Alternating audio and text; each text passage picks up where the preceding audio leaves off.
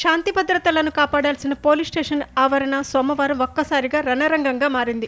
Counselling కోసం వచ్చిన 2 కుటుంబాలు పోలీసుల ముందే రెచ్చిపోయి భౌతిక దాడులకు దిగటంతో తూప్రాన్ పోలీస్ స్టేషన్ వద్ద తీవ్ర ఉద్రిక్తత చోటు చేసుకుంది. మెదక్ జిల్లా అల్లాపూర్ గ్రామానికి చెందిన జ్యోతికి రాంపూర్ గ్రామానికి చెందిన ఉదయ్ కిరణ్ కు కొన్నేళ్ల క్రితం వివాహం జరిగింది. వీరికి కవల పిల్లలు కూడా ఉన్నారు. అయితే గత కొంతకాలంగా దంపతుల మధ్య మనస్పర్ధలు మొదలయ్యాయి. భర్త తనను వేధిస్తున్నాడంటూ జ్యోతి పోలీసులను ఆశ్రయించడంతో ఈ వివాదాన్ని పరిష్కరించేందుకు ఎస్ఐ జ్యోతి ఇరు వర్గాలను పోలీస్ స్టేషన్కు పిలిపించారు. పోలీస్ స్టేషన్లో ఎస్ఐ కౌన్సిలింగ్ నిర్వహిస్తుండగానే దంపతుల మధ్య మళ్లీ వాగ్వాదం మొదలైంది.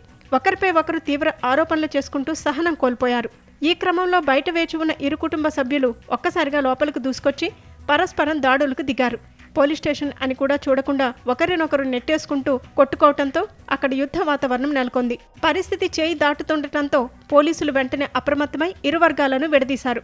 స్టేషన్ ఆవరణలో శాంతి భద్రతలకు విఘాతం కలిగించినందుకు ఇరు పక్షాలపై పోలీసులు ఆగ్రహం వ్యక్తం చేశారు. చట్టాన్ని చేతుల్లోకి తీసుకుంటే కఠిన చర్యలు తీసుకుంటామని ఎస్ఐ హెచ్చరించారు.